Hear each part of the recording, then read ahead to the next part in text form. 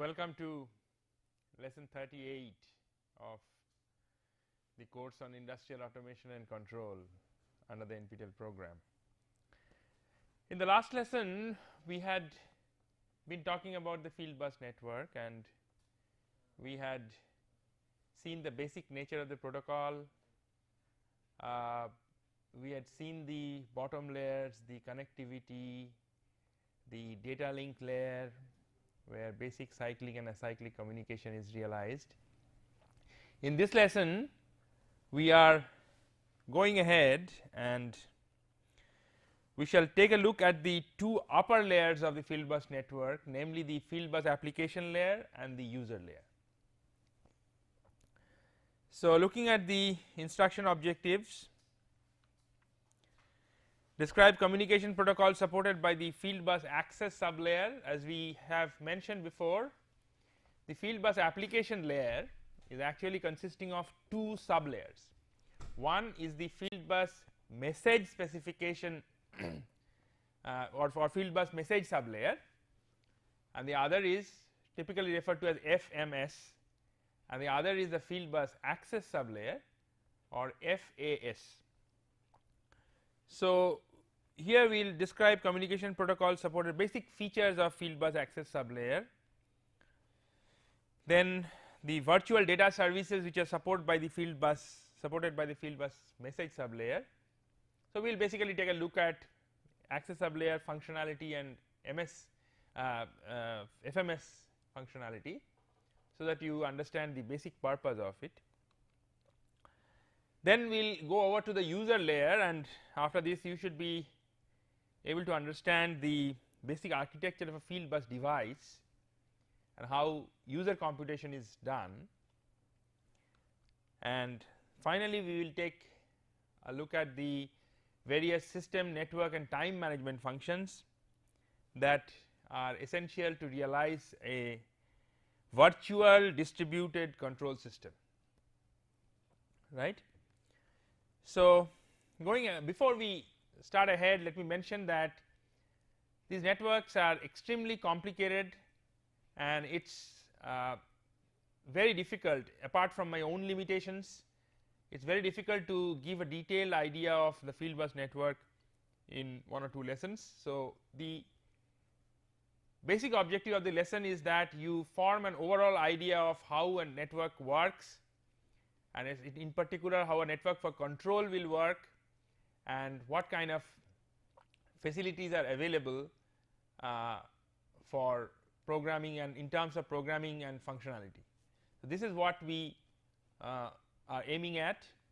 So, with this introduction, let us go into the lesson. Coming on to a Fieldbus access sublayer, as we have mentioned that the network protocols are organized hierarchically, which means that each layer provides a certain kind of service, and by providing that service it abstracts certain details of the lower layers from the user at a given layer. So, essentially the view at a particular layer need not bother about certain details which the lower layers take care of. Like for example, the data link layer takes care of error control coding. So, if there is a 1-bit error, it will be corrected. So, how that is done? When you are working at the Fieldbus application layer, you actually need not bother. So, this similarly when you are at the user layer, actually you need not bother, as we shall see, that how exactly the communication is realized. You have a virtual communication channel. So, you just assume that one particular user process simply talks to another user process which may be anywhere on the network. How exactly that dialogue is achieved is actually a service which is provided by the lower layers. So, therefore, the upper layers need not bother about it. So, this basically takes a lot of hassle away from an application programmer, right. So, this is the basic idea, and the Fieldbus access sublayer actually defines a virtual communication channel. So it gives you a service by which you can take a message and you can either send it to a particular node in the network, or you can send it to a number of nodes, or you can actually broadcast it. So there are how exactly it is done is handled by the Fieldbus access sublayer and the lower layers, and therefore the upper layers need not be concerned about it, right. So it basically establishes a virtual communication channel between two applications. It gives you the channel types, that is, a communication channel can be of various types, right. So it can have it can give you various kinds of communication service. For example, it can give you, as we shall see very soon, that it can give you cyclic or acyclic communication service. It can give you confirmed or unconfirmed communication service. That is, when you have confirmed service, then you send the data and the receiver, after he receives it, gives you back an acknowledgement. So that is a kind of confirmed service.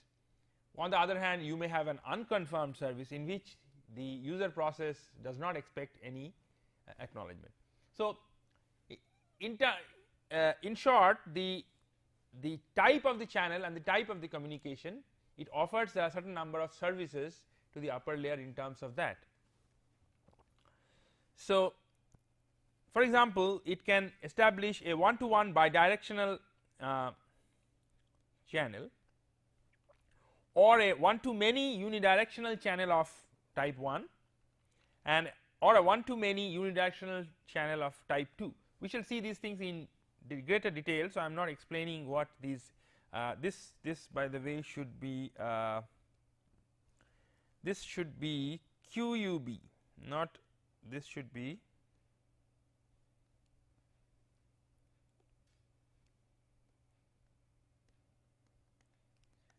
I would write it like this, QUB, not OUB. So moving on,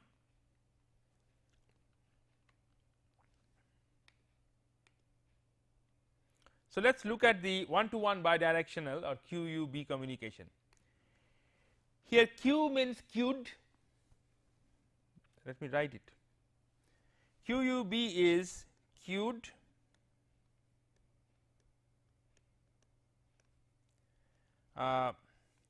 user triggered and bidirectional.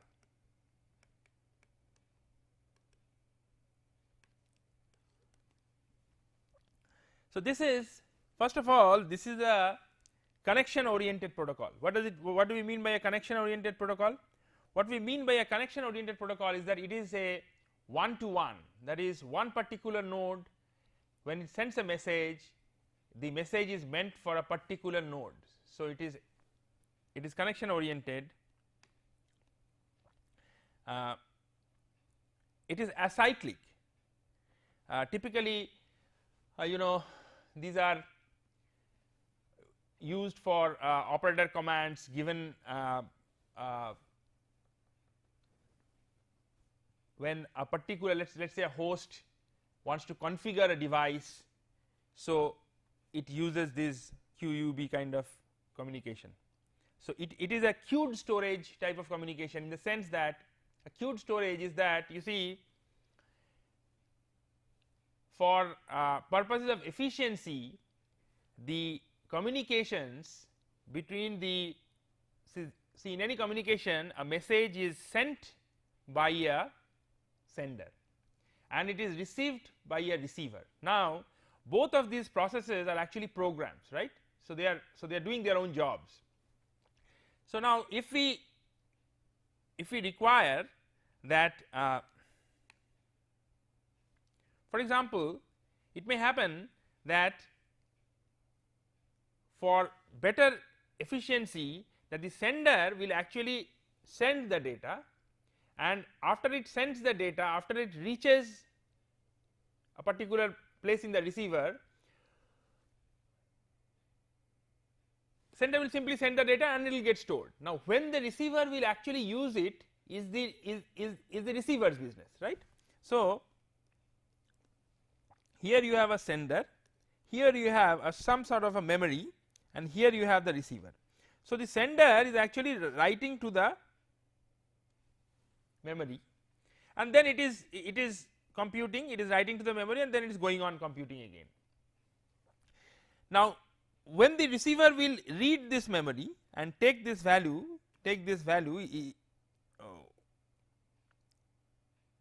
is actually the receiver's prerogative. So, it may happen that before the receiver takes it, the sender sends another value. So, in which case now there is a question that whether if the receiver sends a second value, then is it going to erase the first value or is it going to be stored. So, if it turns out that it has to be it will be stored, or it will be stored in a queue, in a message queue, so that it will not be lost unless the message queue overflows. So, at least for normally sender and receiver are generating and receiving data at the same rate on an average, because otherwise gradually messages will accumulate, especially if the sender rate is higher than the receiver rate. So, but temporarily it may happen that the sender will send more data than the receiver will receive. So, in such a case, so that the data is not lost, so therefore you arrange for a queue. You can arrange for a queue, so that if for short intervals if for short intervals more messages are sent than they are used by the receiver, then they can be temporarily stored in a queue. So, this so that they are not lost. So, this is a queued storage kind of communication channel that is offered. It has confirmed service. So, the sender gets a confirmation that the receiver has received it, and it is bidirectional. So, so you see, in fact, these are for very important kind of, for example, process device configuration is a very important function, because if the device has not been configured properly, then there will be very severe consequences. This is because that data is going to be used for a long time.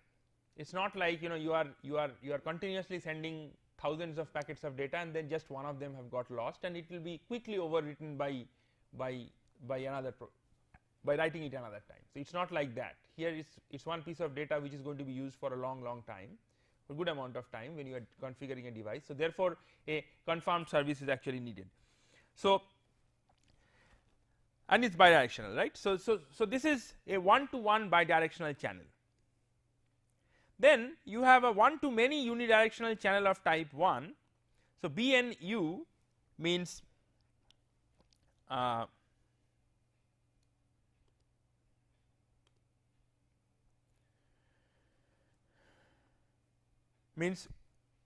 B and U. Let me just give you the B stands for buffered, N stands for network triggered,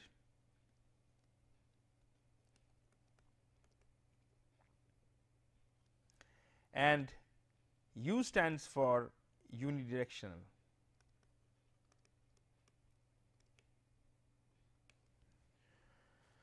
So, this is a unidirectional service. For example, typically an analog input sending data to a PID controller would use this, because it is not it is never expected that the PID controller will send data to the analog input. So, in this case unidirectional communication is sufficient. It is unconfirmed because these communications are very generally consume the maximum bandwidth. They are cyclic, constantly repeated all the time at a certain sampling rate. So, the overhead on these communications have to be reduced.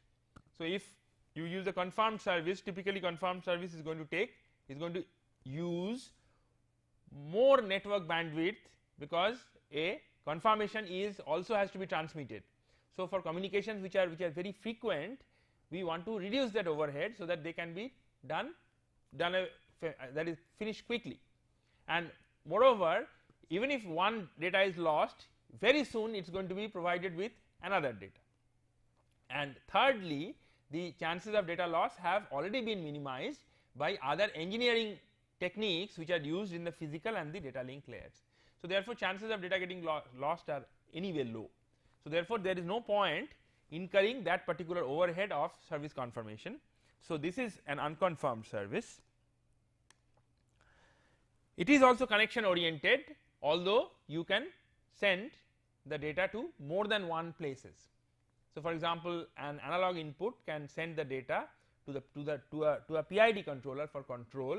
It can send also send the data to some other host device for monitoring. So it is cyclic communication, as I was saying that this is the communication which is actually used for transmitting the data in the feedback loops. So this is one of the communication services which is very widely used, and it is buffered storage. So you know, when you can imagine that when you have control computation, then if by any chance one particular data, you always actually work with the current data. So if by some chance you have missed a sample, there is little point in storing. There is actually little point in storing these data. And another thing is that typically these communications are short. So it is not that, sometimes it happens that you are sending one communication, but that communication can be actually broken down into several packets for reasons of efficiency. Now if that happens, and if a part of a packet gets lost, then if the whole packet is useless, in such a case you typically would require a queue. But here we are having short message packets which are being refreshed constantly, and where generally only the current packet is of use. So therefore there is no need to have a large message queue. So therefore we have just a simple network buffer, and where the sender process simply hands that network packet to the network, and the network, it is the responsibility of the network to put it in the buffer, and the sender process implicitly assumes that the data has been written. If there is no queue, so therefore if the sender process sends two consecutive values or two consecutive packets, then one will overwrite the other. This is one to many unidirectional QUU. So this is queued, this is user triggered, and this is unidirectional. It is also unconfirmed. It is connectionless in the sense that it will be broadcast, and whoever needs it can pick it up. Okay. It is not cyclic, it is acyclic. As far as I remember, it is acyclic. Oh, gone. It has queued storage. So you see, this is what the Fieldbus access sublayer basically provides. It provides you with 3 types of channels, and you can choose any one of these services.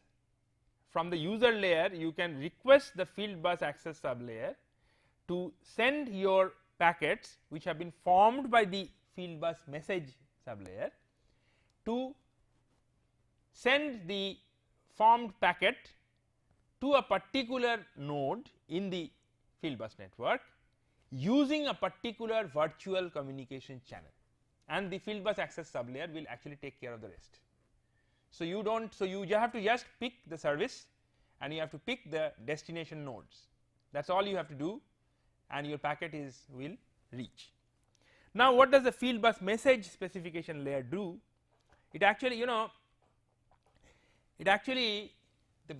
the main thing that the Fieldbus message specification does is that it provides, suppose finally when a packet will actually reach the receiver, it is nothing but a number of bits, right. So, the user process or the consuming process or whichever process will actually utilize this data has to know several things about this data. First of all, in one packet several values will be sent. So, first of all it needs to know what are these values. Second of all, it needs to know, so when you have a long bit stream, it needs to know what are the formats, each length of each format, data types, which one is real, which one is character, maybe units. So, all these things. So, basically the context of the data which is needed for interpreting the data.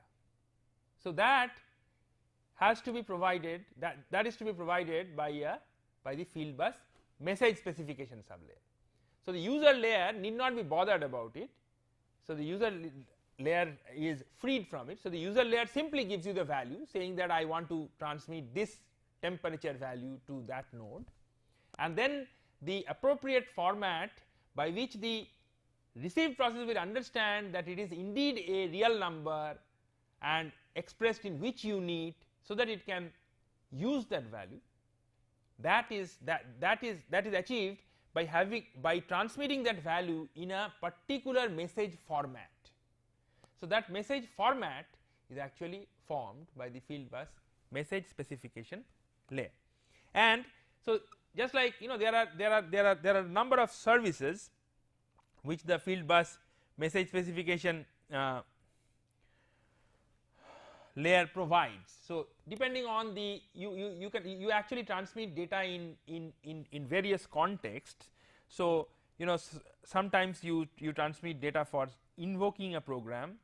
So, you want to start a process in another function block in another node. Sometimes you want to access some variables, sometimes you want to manage take action related to some alarms or events, time stamped events. Sometimes you want to inquire the object dictionary structure of another process, so that you know that you want to talk to that process, and as we shall see what is an object dictionary. So, we will know that to be able to talk to that process you need to know what are the services that it supports and what format it uses, etc. So, you can actually inquire that, know that, and then write in that format. So, that is a kind of plug and play facility. So, the processes or the nodes which are interested in talking to another node can actually inquire the various facilities which are supported by the receiver node. So, you see that there are various these are some of the contexts in which data is transmitted. So, now for each of these contexts there are certain formats in which the message has to be sent. So, the Fieldbus message specification sublayer actually contains a database of this format. So, it is, so that way it gives a view to the sending process, let us say, that the process which generates the data, or sometimes even the process which sends the data, that the other end what is the view of the other end process, what are the services that it supports, what are the formats, what are the various parameters, configurations. So, it creates an abstract view which we are referring to as a virtual field device of the process at the other end of the communication. So, that is basically created by the Fieldbus message specification sublayer. So, it basically contains databases of message data structures either for function blocks or for network management, system management functions. So, function blocks and network management, system management are the user layer. So, for various user layer processes it creates an abstract view. So, that the other parties can either send data for the receiver to use it, or it can interpret the data that is coming from the sender. And each entry of these data structures are actually configured as objects. So, they contain firstly an object dictionary which will contain the database indexes for each item, their name tags, their indexes corresponding to the message data structure, etc., data types. So, the description of each kind of data that virtual field device can support, and then finally there will be a value. So, each message will finally it will have for each type there will be a value, right. So, for example, there will be a for database index, data type, pointers, there will be all values. Now, each entry corresponds to a particular communication task or service, as we have mentioned. There are various kinds of services related to either the actual computation of the function block or the network management, system management of a particular Fieldbus device node. So, for example, this is our old example where we have this is a Fieldbus device analog input. This is another Fieldbus device which contains two function computational processes. One is a PID, another is an analog output, and there is also a communication with the host, right. So, so now this is a typical structure of a simple control system, and then finally you have the, for example, this is a valve. So, the AO block will actually be talking to this valve, and this is the hardware which actually talks to these valve devices.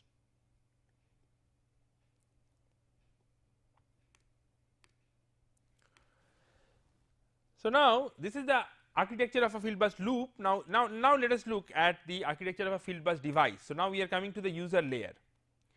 So, you see that in the user layer, whenever you have a Fieldbus device, typically Fieldbus is used for talking to real world devices. So, the first thing, so it actually does a lot of I/O and inputs and outputs of actual signals, right.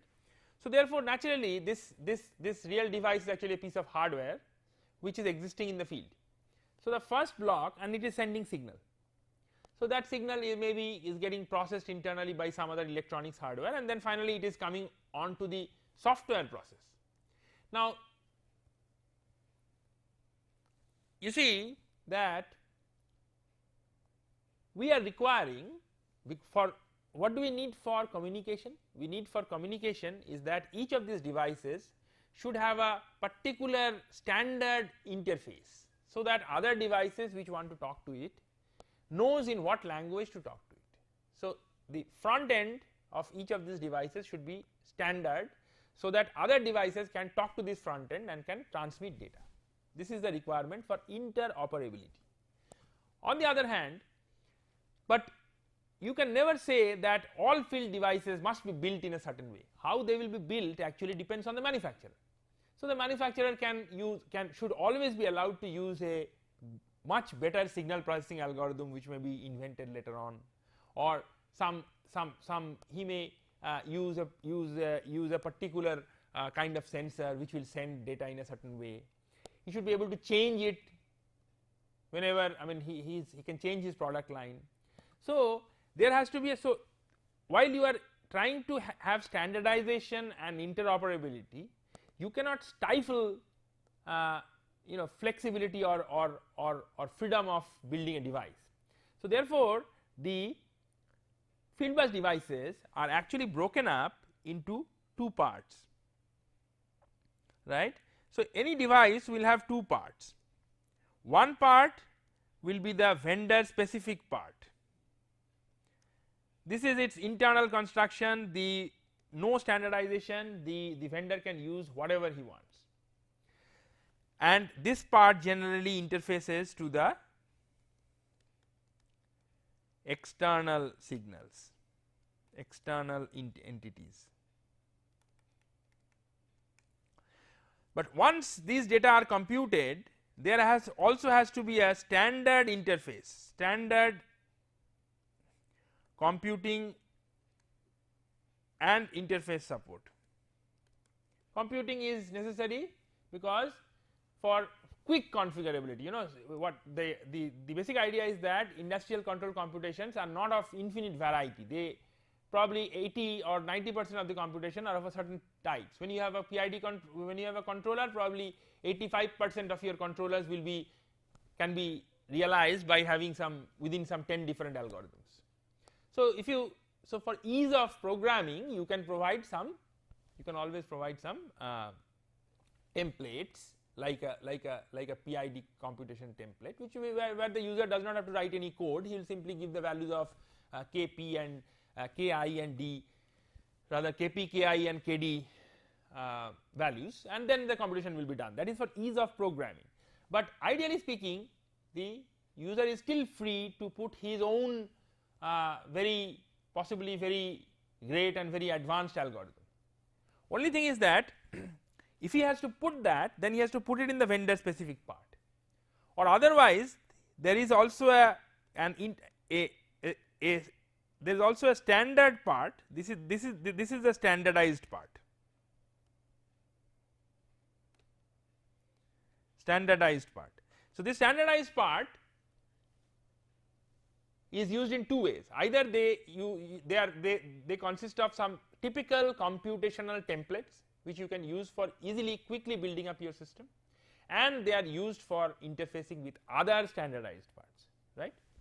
So it is this vendor specific part which is called the transducer block. So the transducer block converts sensor values, this is values, to digital representation for the function block. So it can first it does its own vendor specific computation, and then it gives it to a function block, and then this function block talks to other function blocks. So as far as interoperability is concerned, or as far as Fieldbus communications are concerned, it is always between function blocks, while at the behind the function blocks there may be proprietary code, there may be proprietary technology which will simply do the computation and feed them to function blocks, and then the function blocks will talk to the other function blocks. So this is the idea. So therefore you have transducer blocks. So function blocks are software modules that provides abstract functional, not only abstract, standardized functional representation of the kind of computation and communication that go on. Not even communication, just computation, because communication is taken care of the lower parts.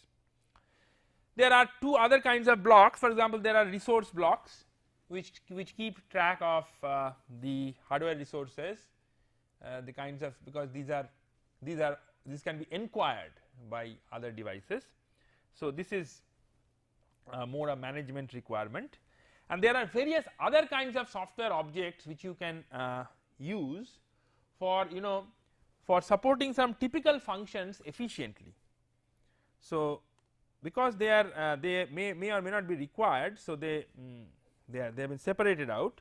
So typically you have this is a very simple device where you have a transducer block, you may have several function blocks, and you have a resource block. Only one resource block is possible, and then finally all this will interface to the FMS. So there are, so all this will finally tell the FMS that here is this left hand side will actually generate the data, and then tell the FMS that what is the context of the data that is already stored in the FMS interface, that if a particular function block is giving a data, what is its context, and then similarly it will be the kind of communication channel that it is, communication service that it is asking for, that will also be expressed, and then the FMS and the FAS will actually send the data through the network. So the user process is not concerned with communication at all, but just provides the data, its context, and the some requests for communication, virtual communication. So abstract functional modules for standard control and automation functions. The parameters of standard IO, control computation, and operational modes. Yeah. So the function block can contain a large number of parameters. Some of them are input and output parameters, which are signals. Some of them are called contained parameters, or these internal values which are used in the computation of the function block. You can configure which one of them can be written by various other devices, which one of them cannot be written, overwritten, some of them can be read. So all these, so various parameters and their types, read write access, etc.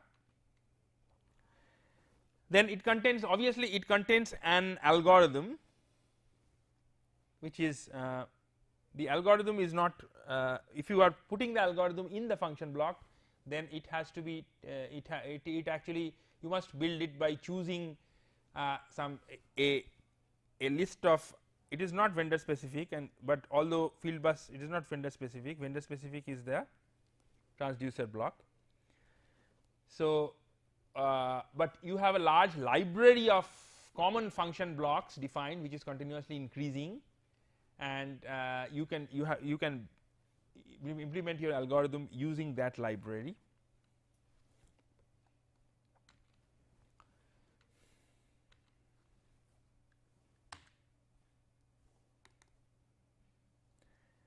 For example, you can have different implementations of PID with the same standard parameters. So, you see that what they are saying is that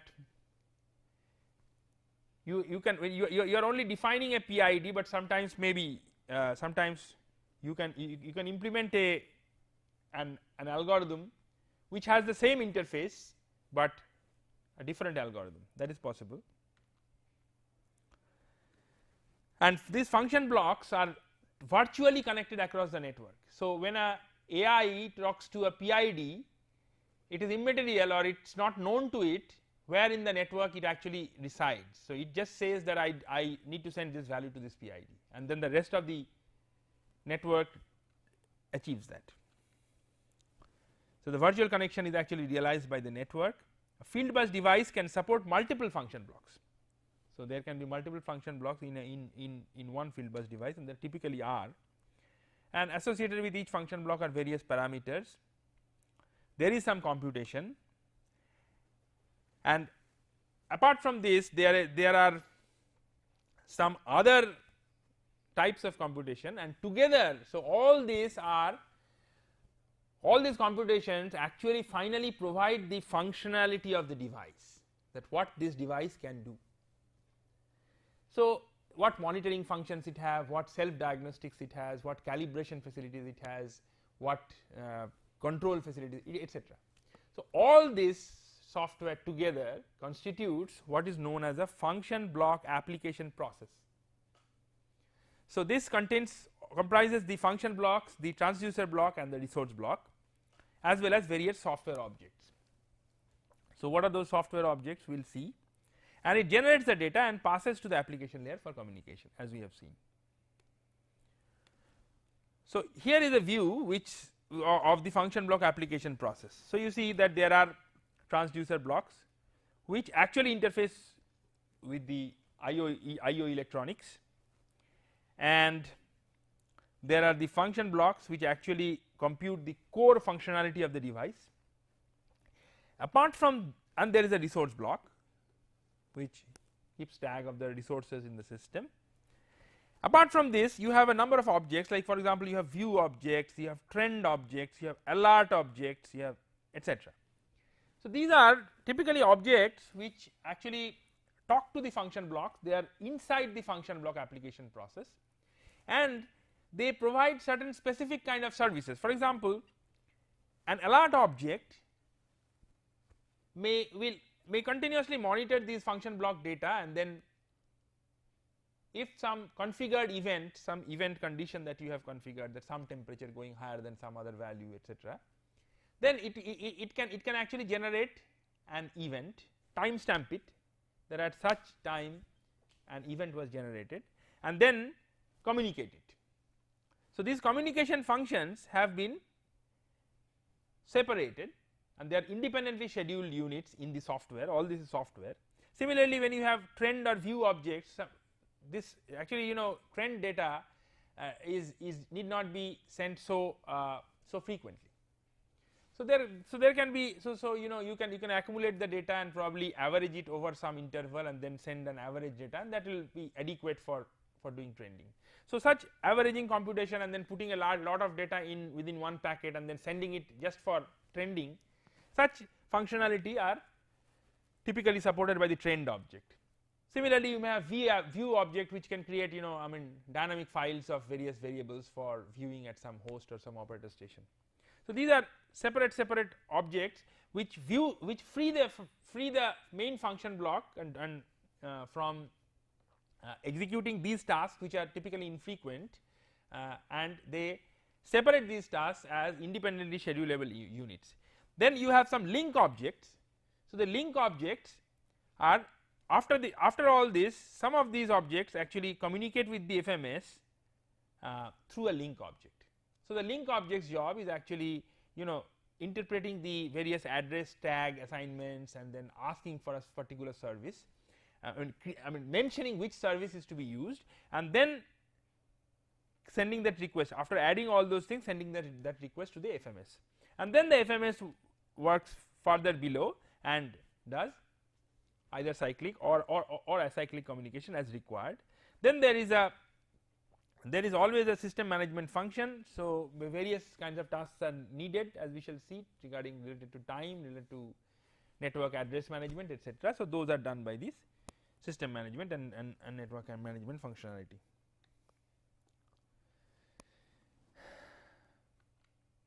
So,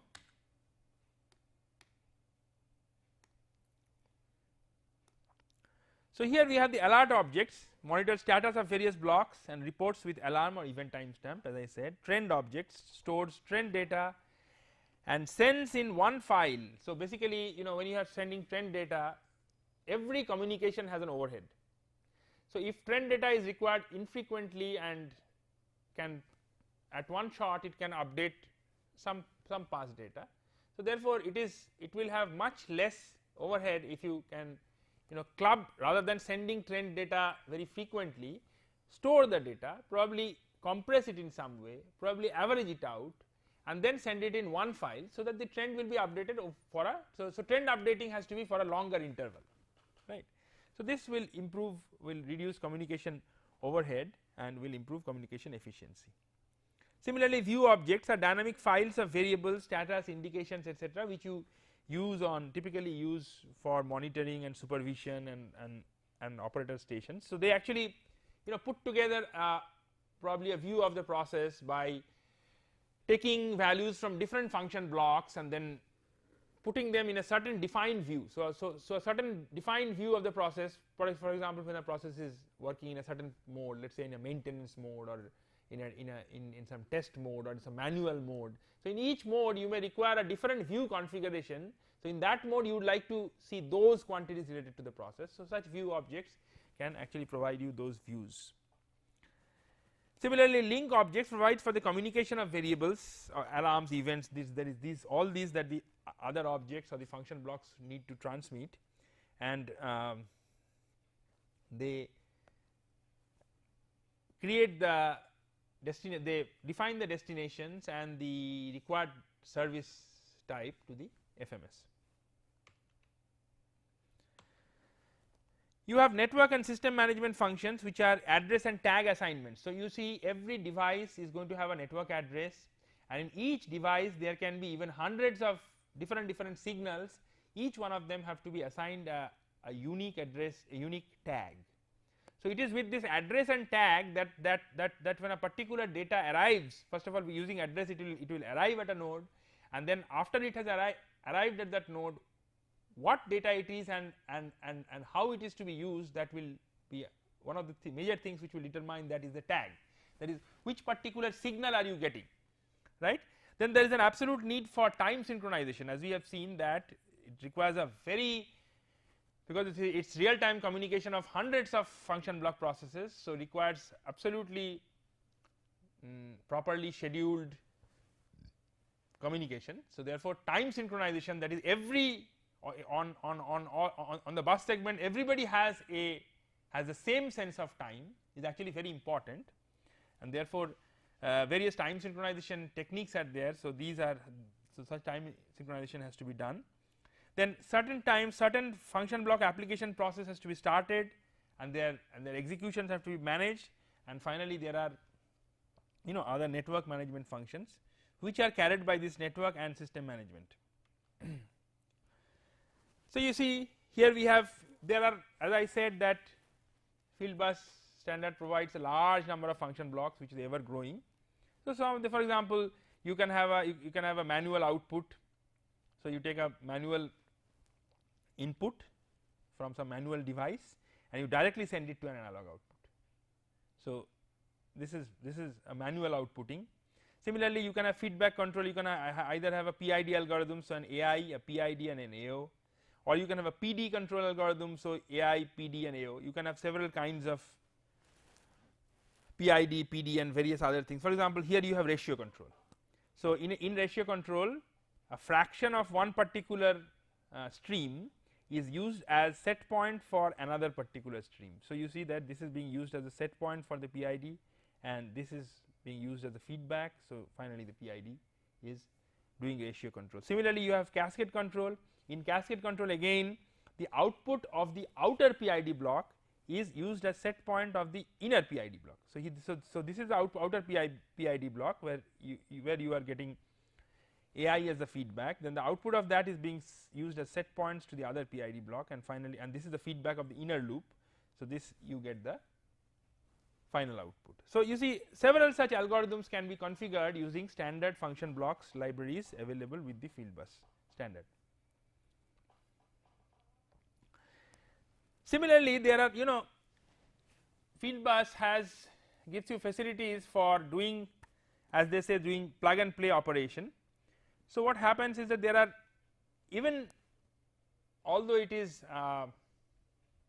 configured, or lot of it is the function block interface is standardized, but still you need to have, for each device you need to provide to the host what is its what are the configuration values it actually uses or it should use, so that when the device is actually connected to the network using the host or the network management and system management functions, one can configure the various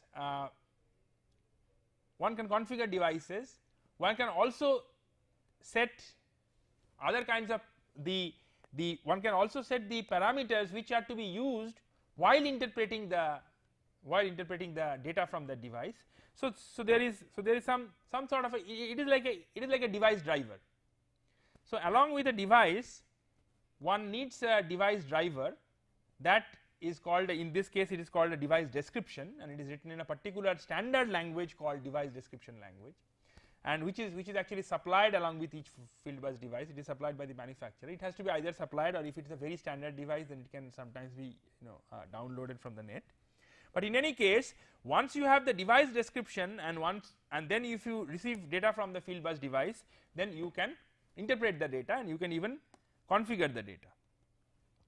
So this is a device description which is used and provides various informations related to communication formats, including configuration, calibration. So you can know what kind of calibration facilities it actually supports, and how does it do the calibration, how to interpret the calibration data, various self diagnostics information, etc. So these informations are provided along with the devices in a specific format, and they can be used to incorporate the device into the network and using it effectively very easily. DDs are written in DD languages. So, and it also describes the various function blocks that it has, and it has a plug and play like facility. So once the device is put on the network using this device description, the host will know how to configure it, how to detect it, how to interpret data, etc. So installation becomes very easy. Same thing, device description, parameters needed by system devices to exchange data with a given device. Device description language is a standardized format for DD. DD allows vendors to, so you can include your own product features, you can upgrade the product features while remaining interoperable. Develop new devices while maintaining compatibility, right, and DD may be supplied. Okay. Interoperability, as you see, is actually a very important concept that this This is there in is coming in all products, all standardized products. For example, when you have an instrument which has which is IEEE 488 compatible, then it means that it supports a particular communication network, and you can, while the instrument part of it can be proprietary, but but it is possible for other devices to actually exchange data with this device using a standard interface. Similarly, when you have object oriented programming, you have public part of any object and a private part. So the private part is where you can change any implementation, and it will not affect any other part of the software, right. So it is a similar concept that you need to be interoperable, you need to have plug and play facilities, but at the same time your own implementation you can keep it hidden, right. So full compatibility of Fieldbus standard compliant devices and clear separation between standard and vendor specific parts, allows flexibility in technology but guarantees interoperability. And obviously when you have interoperable, it promotes competition, because now you can it is not company dependent, so all other companies product will also work. Now some of the system and network management functions, for example time management, there is a link schedule time. So everybody will have to start talking, stop talking, and start listening or stop listening according to some time schedules which are distributed by the link active schedulers. So unless the device itself keeps track of time, it will not be able to do that. So there is a standard time which is maintained in the link, which is called the link schedule time. It is a common clock for each bus, and the link active scheduler uses this to synchronize devices on this bus, and this time has to be synchronized. So time has to be the system management synchronizes these function blocks on the bus using LST. So it has to, the linked active scheduler, this time has to be maintained by the link active scheduler, and the system management synchronizes of each device must synchronize different function block executions and communications with respect to this time, because unless it does that, it from the LAS and using the link active link schedule time, it will know that which function block has to execute. So after an AI computation, only then a PID can execute. So unless from the link active scheduler commands, we have seen that it will distribute tokens. From the arrival point of these tokens, it will know that when it can schedule. So when there is an arrival, when it sees a CD for a compelled data meant for an AI, it knows that the data is now coming, and then after the data comes, so the data will be coming within this time slot, and after the data comes, then it can schedule its PID. So such execution scheduling can be done only when you maintain your own common sense of time. So it triggers function blocks at appropriate link schedule time offsets from the start of the macro cycle to ensure synchronized distributed computing of real time control. So it says that it knows that when the AI phase is going to be complete, so it schedules the PID block after that, so that when the PID block picks up the data from the buffer, it will receive the latest data which is sent by the AI. So this kind of scheduling has to be done. And for application time, this is for particular segment, but for general for general event stamping, and later on application time is a full system wide time which has to be maintained, because later on all the event timestamps etc. have to be interpreted.